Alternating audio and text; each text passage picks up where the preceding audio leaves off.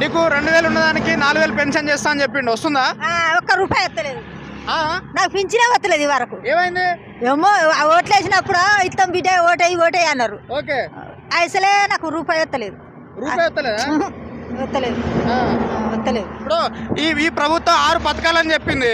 మహిళలకు 2500 ఇస్తా అని చెప్పింది, కరెంటు బిల్లు 0 చేస్తా అని చెప్పింది, కొన్ని 2000 ఉన్నదానికి 4000 పెన్షన్ చేస్తా అని చెప్పింది, కొన్ని చెప్పింది కదా. వస్తుందా అమ్మ? వస్తలేదు బిడ్డ, వచ్చినాక రాదని చెప్తానా, వస్తలేదు నాకు పింఛనే వస్తలేదు ఈ వరకు.